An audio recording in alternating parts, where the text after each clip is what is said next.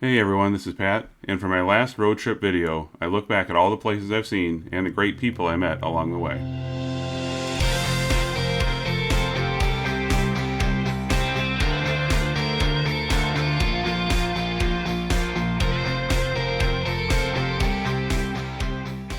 At the end of my previous video with Dale and Bonnie Sumney, I had said my next episode was going to be with Tom Mills to review the install of his window regulators in my Prowler. The install was completed and the windows are working well.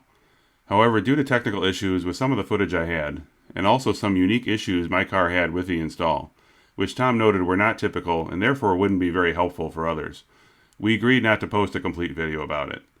I would instead recommend that you watch the video Tom did with Mike Gatlin several years ago, which provides complete step-by-step instructions. I will provide a link for this in the video description. As I am working on editing this episode, it has been about 3 months since I finished my trip. I have been asked many times from others if I would ever do it again. The answer sadly is no, at least not the way I did it, which was traveling alone through so much of it. I know that if something bad happened along the way, many of my fellow Prowler owners would go out of their way to help me, but having someone to share the experience with me would have made a big difference.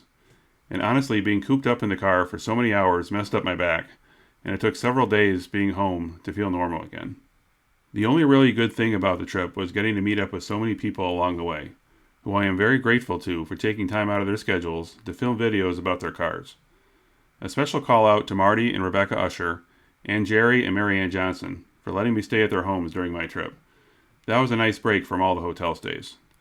And a call out to Juan Perez for taking time off work to take me on a very memorable trip through Malibu, Hollywood, and Beverly Hills.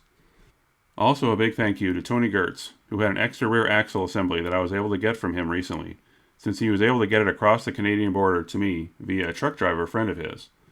The new shaft is installed, and so far so good. My local mechanic had also ordered a new boot kit in case I couldn't find a new axle, so I now have that as a backup. I will bring the old axle with me to the next Prowler event in West Virginia in case anyone wants to see it and give their thoughts on how it failed. My next videos will likely be sometime after the West Virginia event, where I hope to video several other owners' cars. I'll see you again then.